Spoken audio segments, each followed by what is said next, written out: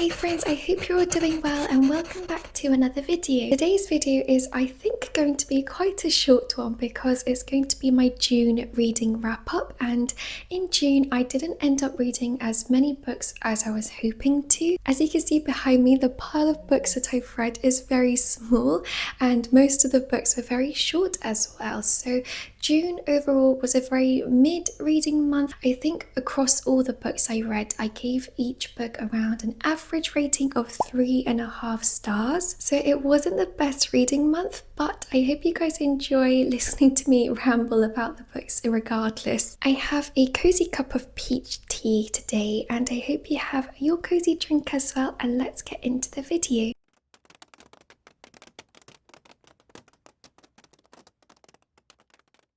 The very first book that I read in June was All the Lovers in the Night by Miyako Kawakami, and it's translated from the Japanese into English by Sam Bett and David Boyd, I believe. A couple of weeks ago, I hosted my first ever in real life book club here at my house with some of my friends, and we got together to read this book. And because it's a Japanese literary fiction novel, I thought it would be fun if I hosted a Japanese themed lunch for everybody. So I made some onigiris as well as Japanese soba because it was super hot that day. I'll share some pictures now, but it was a really fun day filled with lots of bookish talk. I had a dress code which was come dressed in the colours of the book cover, so it was really lovely seeing everyone put in the effort and it was so cute. And we overall had a really great book discussion talk, and it made me appreciate the book even more discussing it together as opposed to just finishing it by myself. But this book follows a woman called Fuyuko Irie, and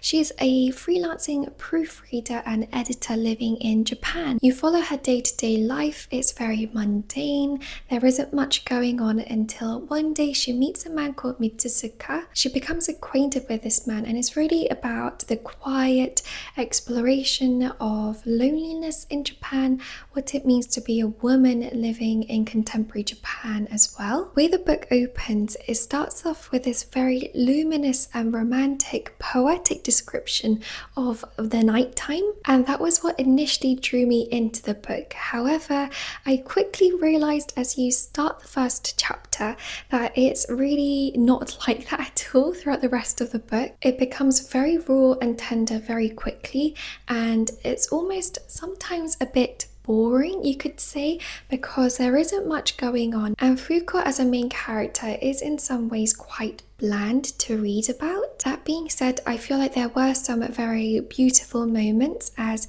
Fuko as a character develops, and you also get to see her interactions with different characters. So yeah, I had mixed feelings about this book.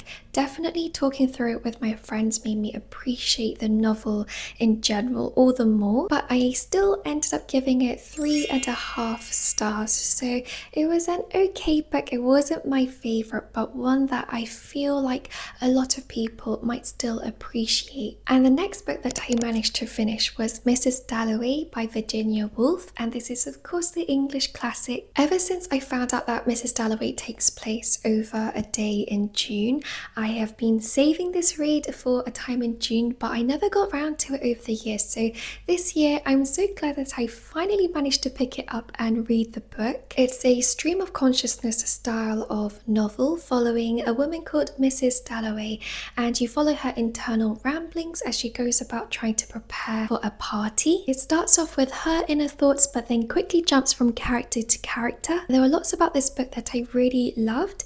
I loved certain moments where the internal dialogue was really running through my head like honey. It was so smooth and a delightful experience to be able to read from someone else's internal dialogue POV. The way that someone's mind hops from thing to thing, and the way that your mind isn't only ever set on one thing, it's gathering so much sensory information at the same time. But that being said, unfortunately I didn't engage with quite a lot of this book, and especially towards the end I found myself skimming. I finished this on the train to Exeter, and I was actually quite relieved to have reached the end. So I'm not sure if I completely gel with this stream of consciousness style of writing, and I remember reading someone's review on Goodreads, which I really related to, and I think they said something along the lines of how this book must have been more fun to write than to read. For those reasons, I only ended up giving it 3 stars in the end.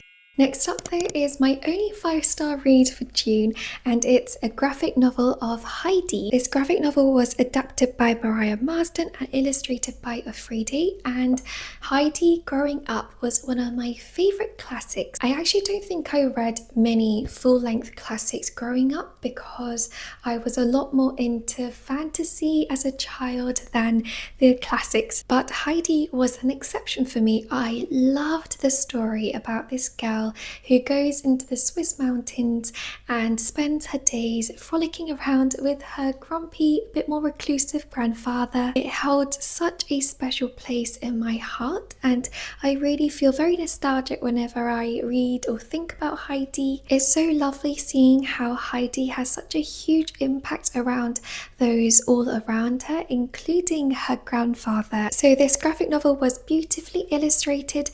I particularly loved how it captured the folklore essence of the book. I feel like the art style really captured the pureness of Heidi as a character and as a story in general. And one of my dreams is to be able to author illustrate my own book one day, and I would love to be able to illustrate my own graphic novels. So whenever I see beautiful graphic novels, I'm so inspired by them. So it got a resounding 5 stars from me, and yeah, this was such a lovely read.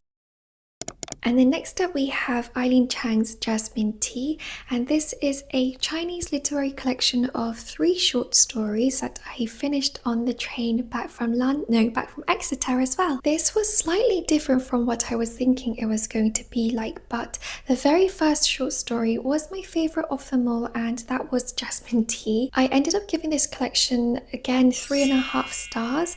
I think I was slightly disappointed by some of the stories. The first one was my favourite, and that left such a strong impression on me, but the second one and the third one weren't so much my favourite. The second one I actually ended up DNFing. However, if I was to base it just off of the first short story alone, Jasmine Tea, I was in love with the opening passage. I thought it was spectacularly written. It was stunning how Eileen Chang was able to picture and depict how heartbreaking and devastating envy and jealousy can be. And on top of that, she really explores this notion of supposing and thinking about the what ifs of life and how that can be really destructive as well. I was really impressed by Eileen Chang's ability to capture extraordinarily lucid moments and really capture those vivid metaphors to describe certain things, and it was such a visual delight. So I'm interested in picking up some more of her books, especially because I loved Jasmine Tea, even though the second and third weren't my favourites. And then the 5th book that I picked up was another really, slightly disappointing read for me, and it was Graveyard Shift by ML Rio. This is a horror, gothic, dark academia style kind of novella, and I had such high expectations for this book because of how much I enjoyed ML Rio's If We Were Villains, and that was one of my favourite books of last year. This follows a group of characters who, for various different reasons, work the late night shift, and every evening they come out to smoke in this local cemetery and really just keep each other company for a few minutes. But then one day they realise that there's a freshly dug hole in this cemetery, and so they go about trying to uncover the mystery of who dug the hole and what's really going on. I remember when I finished this book, I had a huge question mark over my head. I was really confused that the book ended where it did, and I feel like it wasn't fully developed. I was so sad by its abrupt ending, and I feel like so much more could have come out of this novel, which is, I think, my biggest disappointment when it comes to Graveyard Shift. I loved the concept and I loved where ML Rio was taking it, and I felt just so gutted when I realised that that was all that was to come out of it, that I felt like such a good concept was almost lost. ML Rio touches upon at the very end in her author's note or essay that she is an insomniac has struggled with sleep. So I personally have also really struggled with sleep my whole life. I find it really difficult to have a healthy sleeping routine. So I really resonated with the characters, and whenever I'm unable to sleep, I always long for a nocturnal community. So I personally really loved the concept behind this book. I found this book quite tricky to rate because had the book developed further, I feel like it would have been a definite 5 stars from me, just because of how Emil Rio is able to capture such vivid characters and also create such atmospheric writing. But because it felt like I was given half a story, I felt like I couldn't give it 5 stars, and I ended up settling with 3.5 stars for this book too. So yeah, this was a bit of a shame. And then last but not least, the book I finished last in June was The Summer Book by Tove Jansson. This is a Finnish classic inspired by Tove Jansson's mother and also her niece, I believe. But in it you follow a grandmother and her granddaughter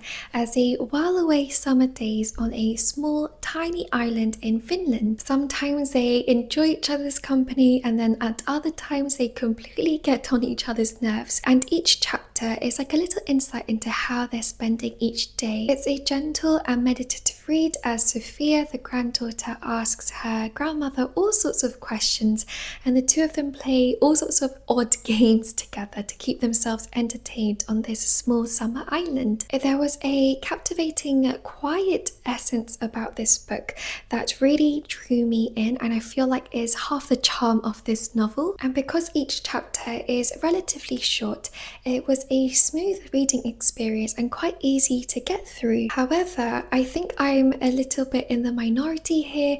I don't think I saw as much magic in this book as a lot of people have found, and it's quite sad for me because I was hoping to give this book 5 stars, but I think I ended up settling with 3.5 stars for this book as well. I gave it 3.5 stars because I wasn't particularly fond of any of the characters.